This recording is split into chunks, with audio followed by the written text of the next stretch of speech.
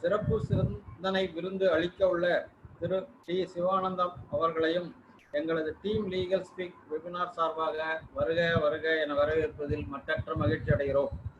இன்று திரு டி சிவானந்தம் அவர்கள் conflicts between law enforcement and human dignity என்ற தலைப்பில் உரையாற்ற உள்ளார்கள். சிவானந்தம் அவர்களுக்கு ஒரு அறிமுகம் என்றும் தேவையில்லாத ஒன்று. அனைவருக்கும் நன்கு அறிமுகமானவர். அவர் கிரிமினல் ப்ராசிக்யூஷனில் மிகவும் அனுபவம் உள்ளவர் மற்றும் சென்ட்ரல் கவர்மெண்ட் பப்ளிக் ப்ராசிக்யூட்டராக பல வருடங்கள் மத்திய அரசு சார்பாக பணியாற்றியுள்ளார்கள். அவர்களை நமது வெபினார் சீரில் உரையாற்ற உள்ளதை மிகுந்த பெருமையாக கருதுகிறோம். அவரை வருக வருக என வரவேற்று தனது உரையை தொடங்குமாறு வேண்டி விரும்பி கேட்டுக்கொள்கிறோம். The law enforcement is made by police administration and also various other agencies under the control of state and central governments. It is one of the fundamental duties of the police people and other people to maintain law and order and also to keep up the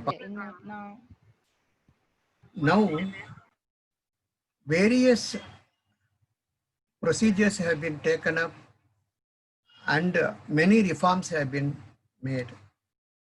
But so far as the Police Act is concerned, it was enacted in the year of 1861, before the independence of the government of our Bharat. But when the British ruled, this Police Act was enacted and CRPC, IPC and Evidence Act were made. After India became a republic, after independence, this Police Act was never updated and reforms were not at all made. The entire recruitment, training and establishment of police personnel and other people were are based on the colonial footsteps, and the fundamental rights and other things are guided only by the judgments of the Supreme Court and the High Courts. It is the duty of the legislatures and the Parliament to reform these acts and then make viable procedures and other things, updating this by various standards. Now, so far as this act is concerned, this Police Act in 2006. In 2006, there was a Model Police Act made by Parliament, but it never went through and it never became an act. Now, if we travel through the various things, the UN level, United Nations, they first started with the International Convention on Civil and Political Rights in the year 1966, which was adopted by the Government of India only in the year 1976. Thereafter, the International Human Rights Standard for the Law Enforcement was made in 2006, and that was not fully come to live in India.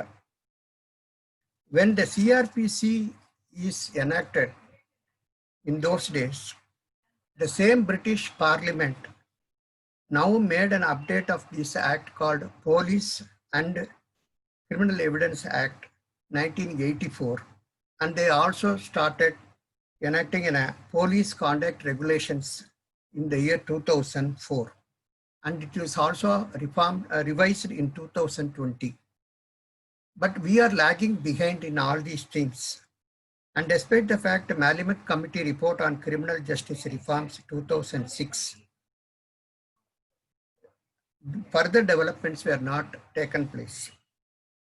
The Supreme Court initially in the year 1954 gave a very good judgment about MP Sharma versus Satish Chandra when there was a seizure of documents and other things, and then entry about this relates to Article 14, 19, 21, 31 and 23 of the Constitution of India. and relating to arbitrary searches and seizures. Thereafter came the judgment of Nandini Satpathy versus Dani, AR 1979 Supreme Court 447, wherein testimonial compulsions were held as violative of Article 23 of the Constitution. Thereafter, the balanced approach must come, Supreme Court said in R.S. Javeer versus Commissioner of Commercial Taxes. In that they said, when a document or a property is seized, the individual right also has to be considered, and then how it has to be approached. When there is a conflict between the Constitution and the procedural laws or the statute provisions, how a judge should follow it up? They said that first apply in favor of the principle, in favor of the individual, not in favor of the state. But so far as don't apply a very restrictive approach in this, and then hyper-technical approach also, which will defeat the ends of justice. So they said the balanced approach, first you try to protect this individual, and if there is a thing, the process is not violated and other thing, then apply the constitutional provisions. If you see that whether the provisions of the act is violative of the Constitution or the individual right is not violated, and then you do it. So this is the balanced approach. Like that, in our procedure, it is so far the law enforcement and the human dignity and the right of parties it is a Tom and Jerry film case, like that cat and mouse game. So far as on the side of the police, if you are standing and then seeing the vision, they have to investigate the matter, and we have to collect all the details. They have to visit the spot, search, seizure, and try to nab the accused, collect all the evidence, legally admissible evidences, everything. But the main thing is in the practical, they apply two methods. That is, one is try to get confession from the accused or from the accomplice or another witnesses. This confession from the accomplice and the accused by way of sometimes a deception and sometimes fairly well. But in this game, the confessions are obtained either by way of deception or applying force or applying third degree method, which are violative of the constitutional provisions. First, in the investigation method, they say that first there are 4 techniques as per the US method of investigation. They said this is also being applied in India. That they are first softening up the person, not to create fear in the mind of the individual coming into custody prior to his arrest. He was just restrained. And then he is under the impression that he is being treated properly and other thing. And then they say that you need not say that you have to accept the guilt or anything. These are variable evidences are available against you and other thing. You tell the truth and other thing. And so by this, the person gives a convincing script, and they will also try to get the motives and the explanations from the accused side, and intimate his details known to the subject, and critical moments, what was his mind at the critical time of a murder or something, looting or some blast like that, what was his feelings about this, and then making a strong belief in his mind that the confession is very much voluntary. He has to tell the truth, everything. And we cannot say it is a blameworthy conduct.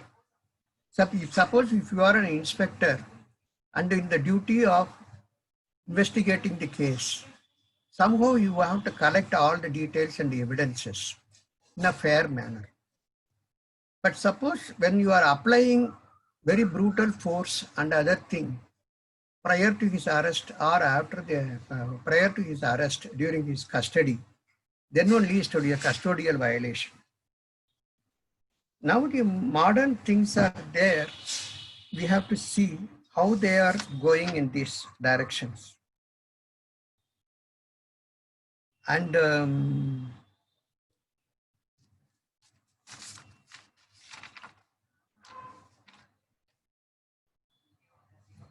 in investigation of the economic offenses, the other agencies other than police, they consider the various circumstances involved in the case.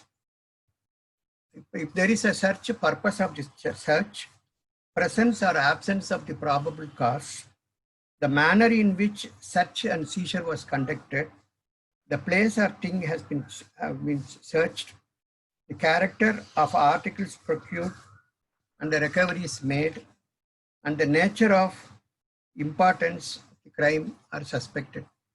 All these things collected by either the customs officials or the excise officials or money laundering officials. All these things are happening in as per their particular statute. But whenever there is these procedural rights are all violated, then only the problem comes between these. In application of the constitutional values, as said in Javeed case, we have to see balancing strike in this area. But what is the next method? So far as these arrest-related violations are concerned, the famous case of D.K. Basu, 1997, 1 SEC 216, where the safeguards were provided in absence of statutory reformations. The Supreme Court gave the safeguards for from the arbitrary arrest and the illegal detention and liberty of the accused, how he has to be informed, how the relatives has to be detained. All these safeguards were provided.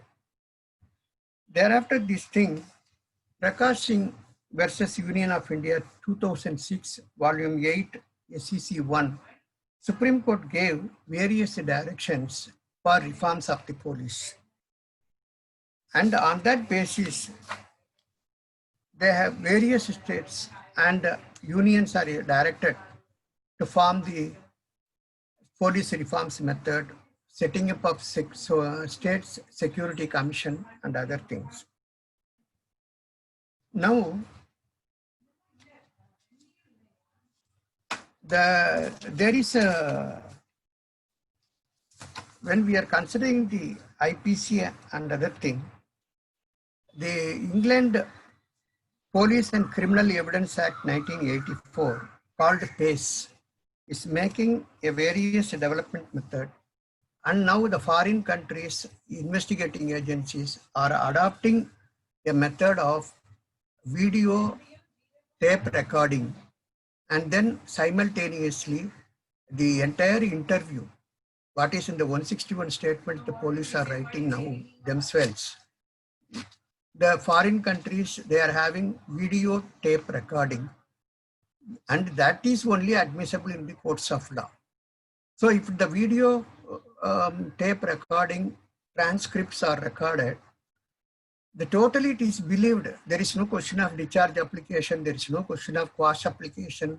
All these things which cut down the entire judicial work delays also, and it will bring transparency and accountability in the police investigation methods.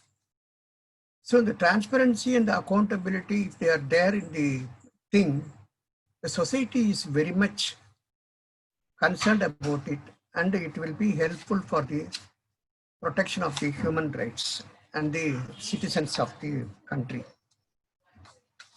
But these modern methods of investigation and other things they have to consider.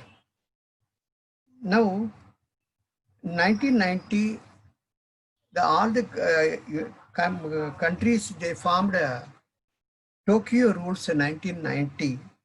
In that they said, during the station inquiries, the police station inquiries prior to the trial during the investigation, if the individual is found to be innocent, first he must be discharged. And unless necessary, don't arrest the people and keep them under detention. Avoid pre-trial detention unless it is needed for the investigation purposes, for the protection of the society and victim. And one thing, gentlemen, we have to consider now various things are happening. It is not easy to, it is easy to blame everybody, police or anything, or including the people involved in the judicial system.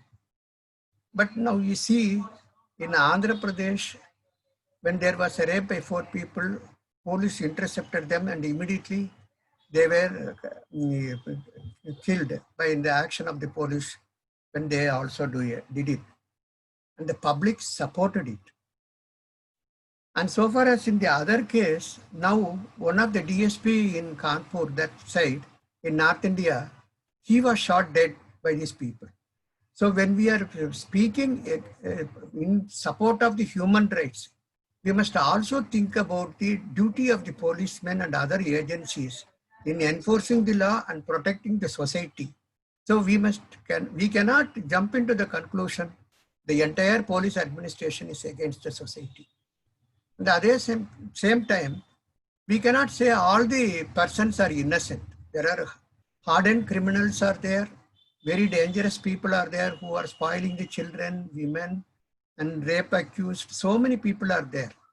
So we have to take a balanced approach in considering these options. And the Tokyo Rules of 1990 adopted by various countries has not been considered by Indian authorities. That has to be considered. And sentencing reforms and trial methods have to be considered. Now, in this case, there are various players. One is the investigating people, the prosecution. There are standards for law enforcement officials. And for instance, I can quote that there is a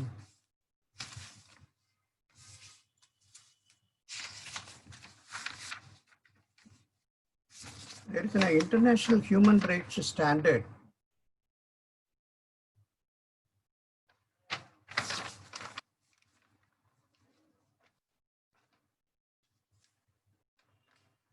This is a pocketbook of human rights for the police. In this UN Commission for Human Rights Center for Human Rights, they have said, so far as the police violation of human rights are concerned, I will read some few pages, few points, which are say that law enforcement officials shall respect and protect the human dignity and shall maintain and uphold the human rights of all persons. Law enforcement agencies shall be accountable to the community as a whole. Effective mechanisms shall be established to ensure internal discipline and the external control as well as the effective supervision of law enforcement officials. Law enforcement officials who have reason to believe that a violation has occurred or is about to occur, they have to report the matter to the higher authorities. The provisions shall be made for the receipt and processing of the complaints against law enforcement officials made by members of the public, and the existence of these provisions shall be publicized. Investigations into violations shall be prompt, competent, true, and impartial methods. The investigations shall seek to identify the victims, recover and preserve evidence, discover witnesses, discover the cause, manner, location, and time of the violation, and to identify and apprehend the perpetrators. Crime scenes shall be carefully processed. Superior officers shall be responsible. This is important, we have to consider.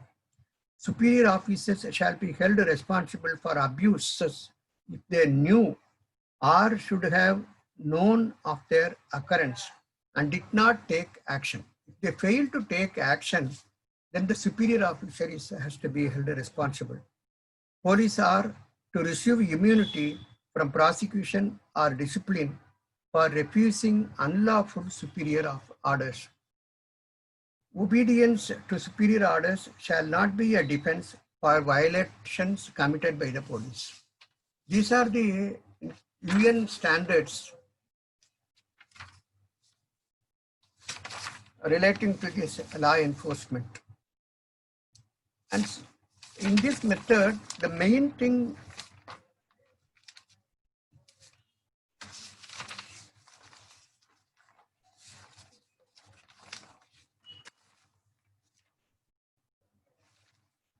and the police conduct rules, regulations of British government now recently made, they say these 10 directions.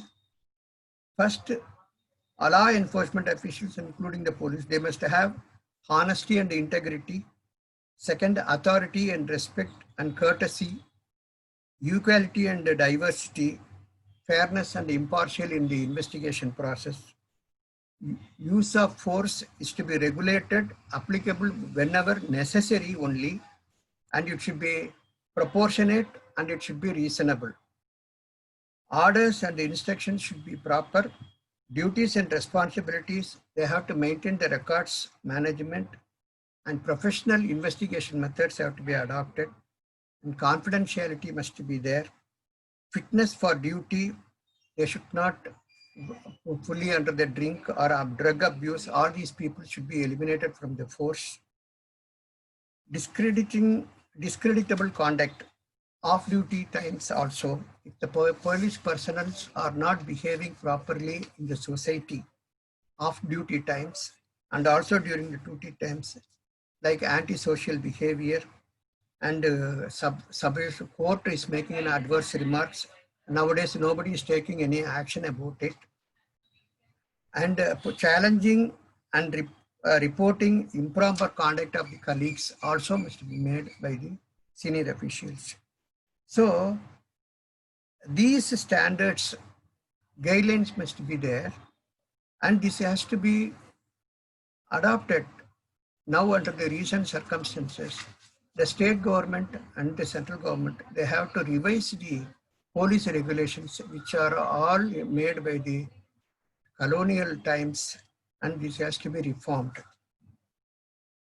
And the Model Police Act brought before the Parliament in 2006, that now is kept in abeyance and nothing has been happened. And these things have been, as per the Constitution, these values have to be upgraded and they have to bring it up. And so far as the violations are concerned, mostly it is blamed that a right of life and liberty of the persons under Article 21 guaranteed sometimes are violated. Unlawful arrest and detention, and lack of accountability. These three things are mainly considered by these watch groups and other things. And when there are killings in the police custody when happened. So unless the police and the judicial system and the prosecution systems are professionalized and the transparency and accountability are brought into fold, the constitutional values cannot be upheld. They will always be violated, and reporting standards must be there. But more than that, further,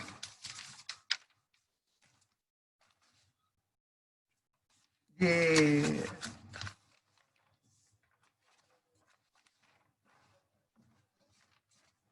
role of the media also has to be considered with the people.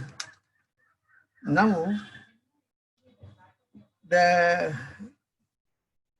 society is being carried away by the media nowadays. Now there are no reporting standards for the media. Either the defects in the media or the negative impacts, negative ideas about media points are, they have to sensationalizing the reports, irresponsible reporting, and narrow focus of the matters. And the media is also carrying paid up news. And the media trial is conducting, when the investigation is also going on, media is also making trial, conducting trial. And the political parties, on behalf of the political parties also, media is giving various newses. So this is also making inroad in between the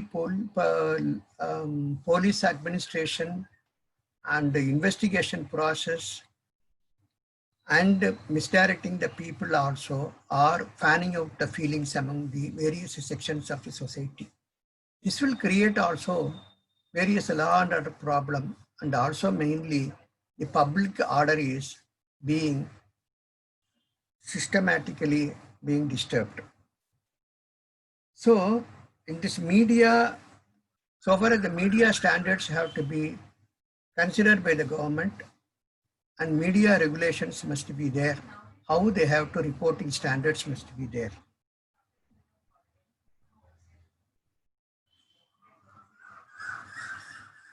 And they have to protect privacy of the victim and the individual, and fanning out the feelings has to be controlled, and creating a healthy public opinion is the main aim of the media. And this has been considered by the Supreme Court in various cases.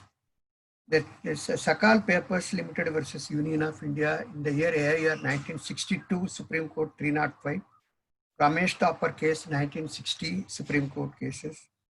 Bennett Column case 1973, and the LIC versus Professor Manubhai Shah 1992, 3 SEC 637.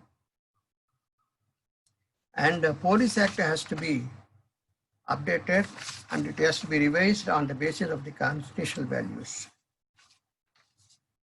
Now, in the Prakash Singh case, Supreme Court has given 7 directions to constitute State Security Commission to guide, evaluate police reforms, performances in the state police without any influence and pressures on the police. And in that, they said second direction is DGP to be appointed for a fixed term of 2 years, and his selection must be in a transparent manner. And 2 years service for the SPs and DSPs and SHOs in the police station. And they separate the role of the police into investigation, crime investigation separate, and L&O separate. And the problem here in India is they are spending only, the state government, Tamil Nadu is spending only 3.1% of the state budget for the police establishment. And all the roles in a one station, if you take one station and consider the hundreds of work they are doing, the policemen, and the workload is heavy and terrible for them. And this has to be considered. More proper recruitment must be there, proper training must be there, and the professional approaches must be there. Modern methods of like video recording and other things, scientific advancement, help must be there. Without that, blaming the police will not help the society. And only when violations are there, and they have to be regulated and considered, if they really violated, then they have to be prosecuted. And as per the Prakash Singh direction, they said that there should be a police establishment board, and they have to decide transfer, posting, and promotion of DSPs, DYSPs, and on above the people, and below that also. And now, friends, the main thing is, so far as the role of a democratic society, in a democratic society, the role of the political parties elected political parties and recruitment process, all these things has to be considered.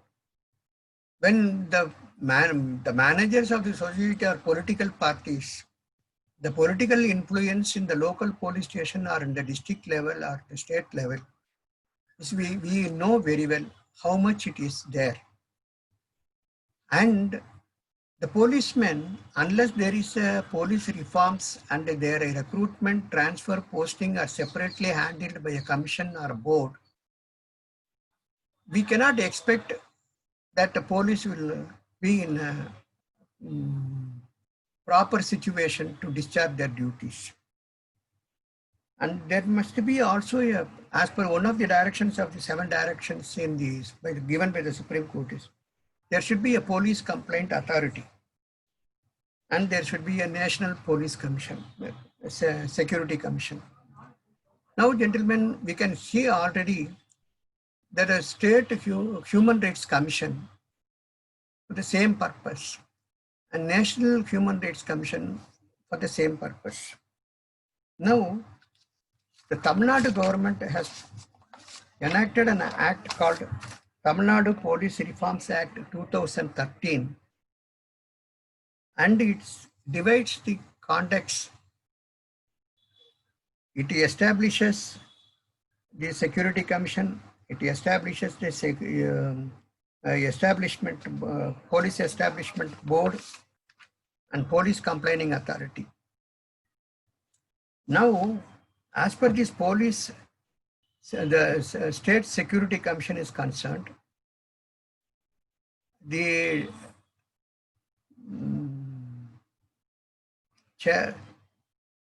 Minister for Police is ex officio, leader of the opposition, chairman of the Public Service Commission, chairman of the State Human Rights Commission, State Women's Commission, and State Minority Commission, Chief Secretary, Home Secretary, and DGP.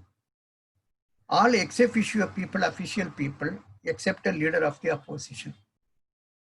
Now, we have to consider whether the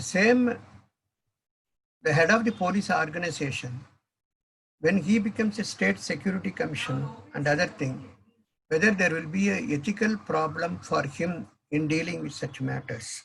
That has to be considered.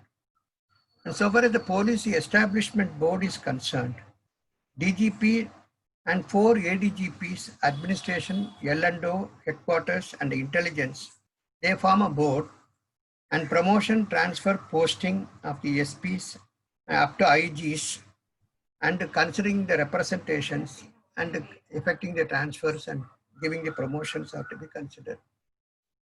So, but so far as the Establishment Board, it has at the district zone level, range level, city level, and district level, below the ADSP level, they are having establishment committees. And the station house officers, functions of the police are divided into L&O, crime investigation, called detective inspector, and constables, S constable and SI. But the role of the duties of the policemen have to be clearly demarcated, and various personnels, various sections of the police have to be created instead of all rolling into one. And so far the State Police Complaint Authority is concerned, they have considered chairperson, Home Secretary, DGP, ADGP, L&O to form the rules. Now the functions of this, they take the complaints against the police officers in the supervisory ranks at the state level, and they will not inquire into the various things, serious misconducts like death in police custody, rape, and grievous hurt. These are all considered by the district level police complaining authority. I am of the view that instead of under one act creating various authorities, it is advisable to give more power, deviate, make more power, to give more power to State Human Rights Commission and convert them, give these powers of police complaint authority to State Human Rights Commission, so that the same person cannot be the judge, he cannot be the prosecutor, and he cannot be the violator also. So this police complaining authority giving to police itself may not be appropriate. It is my view. So the State Human Rights Commission is given so far as the power to consider the violations against human rights and other things. And if they give the report, and if they take action, the state government take action on that, that is sufficient. They need not create another infrastructure like state police complaint authority and district police complaint authority. It is maybe burden on the exchequer. And the misconduct and serious misconduct, they have defined all these things. They have, instead of creating this, they have leave it to the IPC offenses and the violations for the consideration of the State Human Rights Commission. So far as the police establishment is concerned, recruitment and considered recruitment, training, transfer and promotions, everything, that is very good and that is proper. And we have to modernize our policy system, and we have to bring the implementation of Tokyo rules, and the constitutional provisions have to be considered, and these things have to be made as standards. And I think it is also more appropriate to consider the role of the players in the criminal justice system. One is, from the beginning, practical view, if you take, if a person going to the police station to give a complaint and how he is being received by the police, how the players are start the playing. One is the police inspector in charge of the police station. Second, he is being represented, state is being represented by the public prosecutor. And then the judiciary, the magistrate who is in the lowest cadre of the judicial spectrum, and the defense lawyers, and then the prison officials. Now, if these players are alone, are given a standards, these are the standards we are expecting from you, and you have to do this. And these are the standards and values, you have to keep it up. And then it will be nice. I think I may be correct in considering there are no uniform standards fixed for the law enforcement officials. There are no standards for the police behavior or the roles of the public prosecutor. And there must be a real official independence must be there for the judicial magistrates. They should fearlessly, they have to discharge their duty without any compulsion from the higher ups.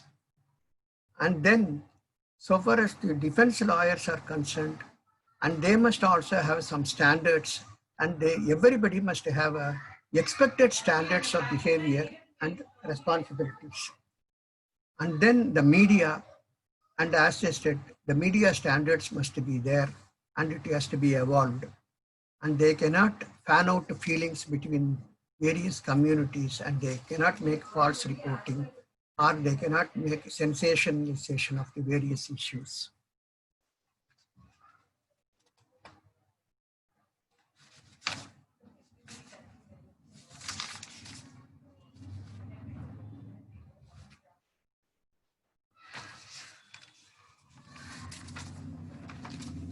And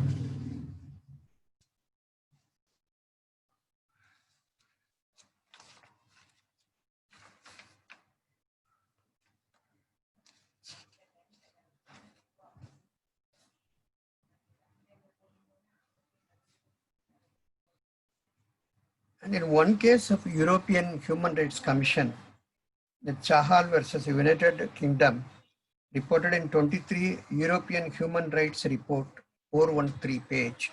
They said Grand Chamber of European Court of Human Rights held 12:7. They said in the event of Secretary of State decision to deport the first applicant to India being implemented, there would be a violation of Article 3 of the Convention. And the Commission upheld this complaint. And when the government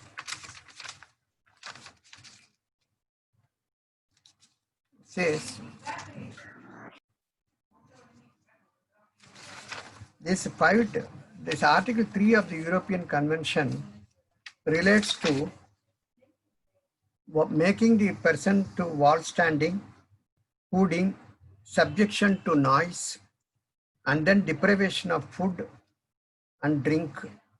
And so far as this is concerned, this Article 3 of the said European Convention of Human Rights is giving a safeguard against torture and inhuman and degrading treatment by the law enforcement officials.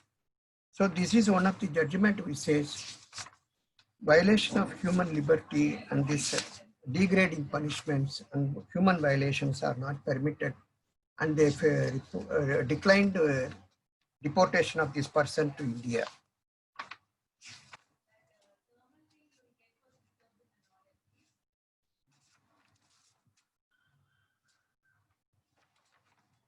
And so far as the confessions are concerned, coming back to the police investigation methods,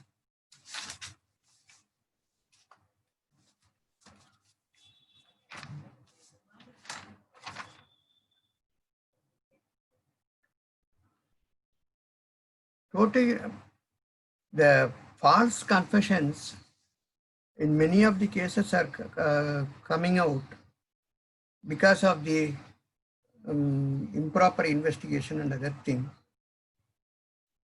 and discrediting the confession. There is fake confessions. Actually, the person may be, confessor may be innocent. Crime never occurred as it is told. Second, proving impossibility for the defendant to commit a crime. In one case, one person was convicted in US, saying that he made an indecent advancement towards his wife, and later committed a sexual violations and made her pregnant. And he was convicted and sent to prison, and based on the confession also. And later the Court of Appeal found that confession was fake because it was brought out by another re-investigation by other thing. This lady went into the operation and removed her uterus herself. And so this person was revisited and then he was released from this thing. Now the integrity of convictions must be approved by the Director of Public Prosecutions, and the criminal integrity of these decisions must be considered revised by the courts. There are no auditing provisions of the convictions given by the lower courts, and except the aggrieved person makes an appeal, nobody is considering whether these things are proper, convictions are given or not. So auditing purpose, there should be audit about these judicial decisions, whether there was these judgments are giving for wrongful convictions, and if so, what is the relief for them?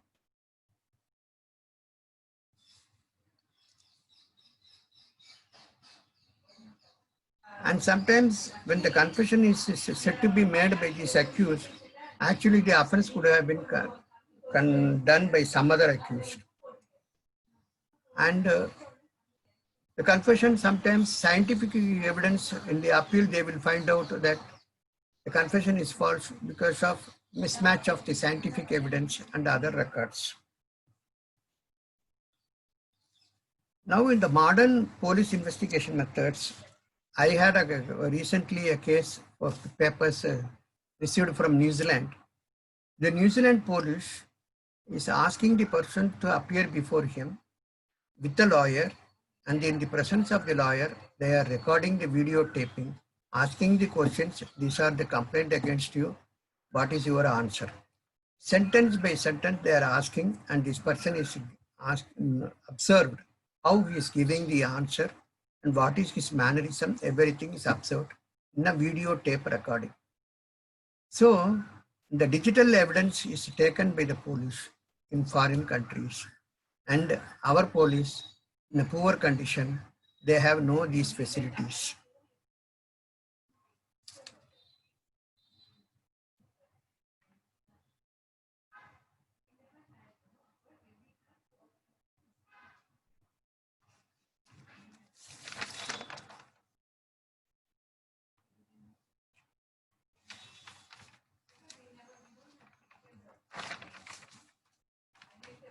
Now the modern methods of 21st century policing report by United States Department of Justice. It says the police must have a building trust and a legitimacy in their operations. The high caliber and quality of investigation must be there. Control of crime regularly and community survey, and the agency must consist of all sections of the community, race, gender, language, field experience, and cultural background. So, and one more thing to improve this judicial system relating to criminal justice is, I found, I do not know, but now whether it is going on or not. In those days, including the magistrates and other people, they used to go to the SP's office for a police meeting, monthly meeting. And during the British rule, it was there. If still now in the democratic, after the constitution, separation of powers and other thing, if still the magistrates are going and attending before the SP of police and other thing, it leads to police administration and not the constitutional way of administering the justice. And this will be, the magistrate or the judicial officer must have independence. Unless the meetings or anything, you should be the judicial officer, he must be a balance between the executive and the thing. And these meetings should be, the judiciary must have the importance more than the persons attending before the commissioner office or the police meeting. The judicial officers, they must not be permitted to attend these meetings. Otherwise, these people are public servants, they must come to this level and they must attend the meeting in the office of the district judge or in the chief judicial magistrate. So this is a very needy matter in this regard, so that the magistrates or the public prosecutor, they will all be in the neutral position and they will be giving a balanced justice in this for the society. It is good for the society. And political influence, once it is removed by establishing the commission, police commission or establishment board on relating to recruitment, promotion, transfer and everything, the police need not be at the mercy of the political bosses. And the police approach must also, they must take the role of guardians of law, and they should not behave like soldiers. And the ethical issues in policing are also there. Ethical issues or dilemma is like this. Suppose a police person knows a person is a drunken driving the car in alcoholic use. And if he is booked, and he may be an officer, if he is booked and prosecuted, sometimes he may lose his driving license by repeated offender or anything, or he may be a bad mark. And the policeman will be in a decision whether to take action against him or to leave him.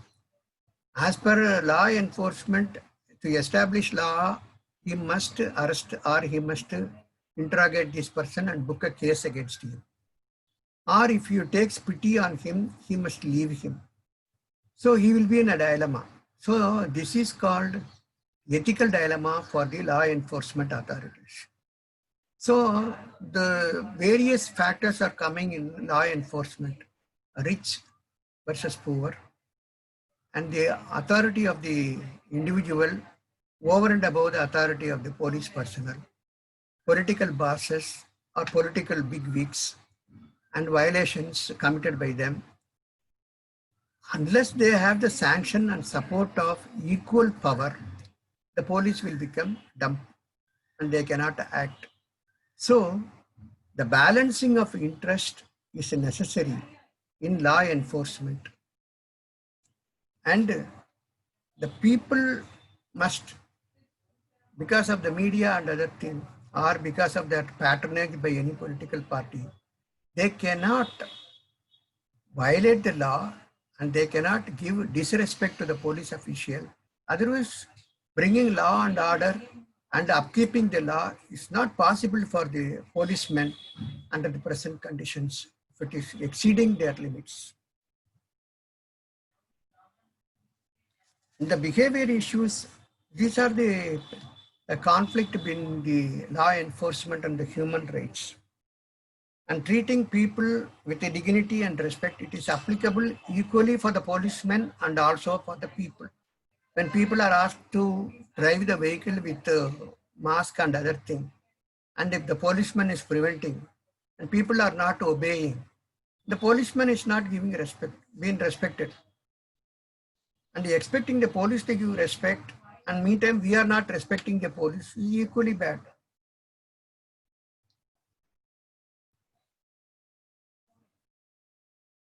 And the police must give, being a neutral and transparent in decision making, explicit bias and harmful. If suppose, if political parties are giving so much pressure and interference, that is not seriously taken by consideration by anybody. And trustworthy, unless the police personnel are ensured they are be getting fair treatment from the society and also from the government side by way of their service conditions and their workload. And in UK, they are not expected to work more than 8 hours. Unless it is needed, they will work for 12 hours. Now here, our policemen, they have heavy workload and very stress, and they are doing all jobs from road bandobast, security, providing security, bandobast, all the works except investigation. For that, there is no time for them. So every player in this society, they must have their limited roles, they must know the area of play and they must do it. What we expect from the police, that also expected from the all persons, and the crime violators, they cannot be given free hand for violating the law, and also it will lead to harm to the society. So the policeman and the individual, we have to make a balanced approach, and everything has to be come to a transparent and accountable manner. Thank you, gentlemen. These are my views, and also this is the aspect of law and the various acts and the UN Commission, everything. Any questions we can